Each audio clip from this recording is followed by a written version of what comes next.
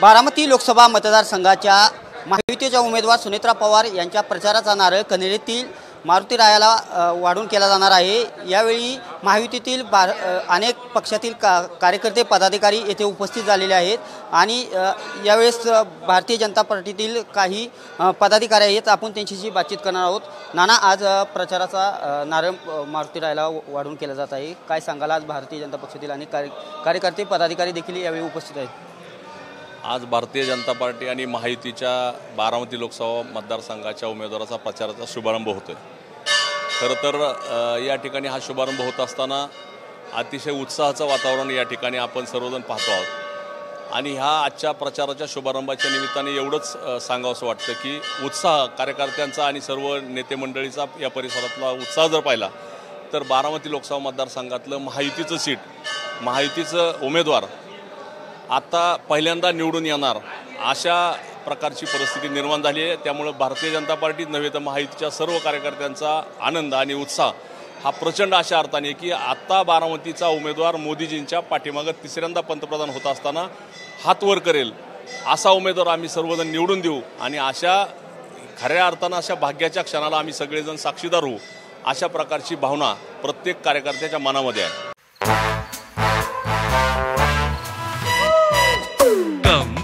Come, my love, please don't say no, baby. Come, my love. V-Guard के air coolers extra large cooling pads के साथ जो अच्छों को ठंडा करे। V-Guard air coolers, long lasting cooling. भारतीय जनता पार्टीतील असतील किंवा महायुतीतील काही पक्ष असतील, पुरंदरचे विजय बापू शिवतारे काही दिवसांपूर्वी नाराजी होती, परंतु मुख्यमंत्री उपमुख्यमंत्री यांच्या उपस्थितीत त्यांची नाराजी घेऊन ती सभा घेण्यात आली। इंदापुरात देखील तीच परिस्थिती झाली, परंतु आता कार्यकर्ते विजय बापू शिवतारे बी चांगले कामाला लागलेले आहेत आणि हर्षवर्धन पाटील यांनी देखील उपमुख्यमंत्री अजित पवार यांच्या उपस्थितीत काल बैठक घेतली पदाधिकाऱ्यांची, तर कालपासून सक्रिय झालेले आहेत। येणाऱ्या काळात कशी परिस्थिती असेल? तुम्हाला एवढंच सांगतो, सर्व नेते आणि कार्यकर्ते अगदी शेवटचा आमचा बूथचा कार्यकर्ता अतिशय हिरिरीने आणि सक्रियतेने काम करतोय।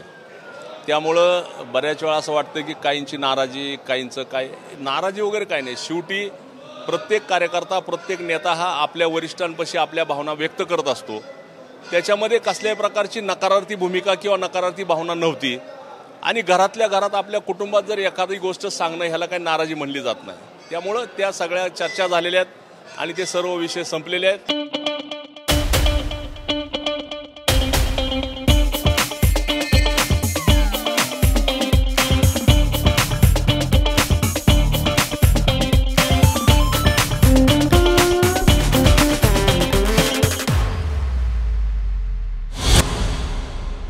ही प्रमुख लढाई सुप्रिया सुळे विरुद्ध सुनेत्रा पवार अशी दुरंगी एकंदरीत आता तरी स्पष्ट होते चित्र की होत आहे। सुप्रिया सुळे यांच्या कार्यकर्ते असतील, पदाधिकारी असा प्रचार केला जातो की ही आम्ही निष्ठा आणि विचार सोडून गेल्यामुळे आमच्यापासून जे गेलेले आहेत ती निष्ठा आणि विचार सोडून गेलेले आहेत असे नाही। आता खरं तर एवढ्या मोठ्या पवारसाहेबांबद्दल माझ्यासारखीने बोलणं उचित नाही ठरणार, पण निष्ठा, श्रद्धा, देहधोरणं, भूमिका ह्याबद्दल त्यांनी बोलू नये असं माझ्यासारख्या कार्यकर्त्याचं मत आहे। कारण निष्ठा सोडा, पण निष्ठीच ह्यांच्या स्वभावात आहे, त्यामुळे यांनी निष्ठा आणि ह्याच्यावरती बोलू नये। खरं तर या ठिकाणी ही निवडणूक सुप्रिया सुळे विरुद्ध सुनेत्रा पवार अशी नाहीच आहे। खरं तर ही निवडणूक भारतीय जनता पार्टीसुद्धा नाही, ही निवडणूक भारतासाठी आहे आणि खऱ्या अर्थानं मोदीजींना तिसऱ्यांदा पंतप्रधान का करायचं, तर भारतीय जनता पार्टीचे पंतप्रधान करायचं नाही। त्यांना 140 कोटी जनतेला खऱ्या अर्थानं सन्मानपूर्वक जगाच्या पातळीवरती, जागतिक पातळीवरती मान सन्मान जो निर्माण झालेला आहे त्याचं खऱ्या अर्थानं पालन व्हावं, भविष्य काळामध्ये त्याच्यात विकास व्हावा, ह्याच दृष्टीने ही लढाई मोदी विरुद्ध गांधी, राहुल गांधी अशा प्रकारची, म्हणजे ही राष्ट्रीयत्वाच्या मुद्द्यावरची लढाई आहे। त्यामुळे हे गावात निवडणूक आली, कोणाच्या घरात आली असं काय करू नये, कारण इथल्या मतदार सुज्ञ आहे। आत्तापर्यंत आपण पाहिलं असेल की ह्यांना 15 वर्ष ज्या खासदारांना निवडून दिलं होतं त्या खासदार म्हणजे एका अर्थाने विकासाचा अनुशेष जो म्हणतो आपण बारामती लोकसभा मतदारसंघाचा, तो भरून काढण्यासाठीच ही निवडणूक आहे असं मला वाटतं।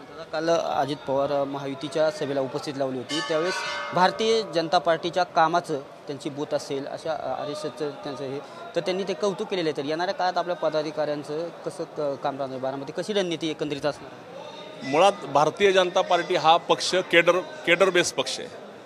म्हणजे केडर बेस पक्ष म्हणजे आता असं आहे की भारतीय जनता पार्टीचा आत्माच हा बूथ आहे आमचा। आमच्या दृष्टीने बूथचा प्रमुख हाच आमचा पक्षाचा नेता असतो आणि खऱ्या अर्थानं 51% लढाई जिंकण्याचं भारतीय जनता पार्टीचं देशभरामध्ये जे उद्दिष्ट ठरलेलं आहे तेच उद्दिष्ट आम्ही बारामतीमध्ये सुद्धा घेऊन निघालो होतो. बारामतीतल्या 2450च्या 50 बूथवरती भारतीय जनता पार्टीची यंत्रणा आज सज्ज आहे.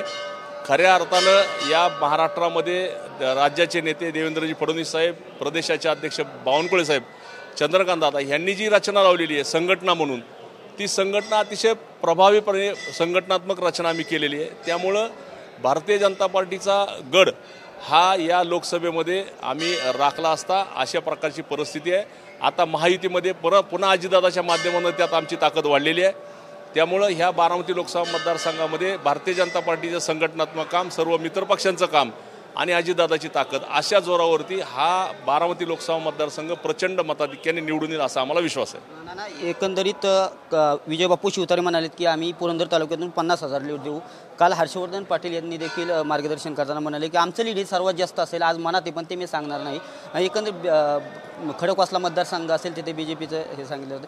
तर एकंदरीत कशी परिस्थिती असेल, कसं असे की निवडणूक ही अतिशय जागरूकपणे लढावी लागते. आपण लीड सगळीकडे मिळणारे प्रत्येक विधानसभा मतदारसंघामध्ये आपला उमेदवार आघाडीवर राहणारे ह्यात कोणाच्या मनामध्ये शंका नाही. पण म्हणून कार्यकर्त्यांनी गाफील राहून चालणार नाही.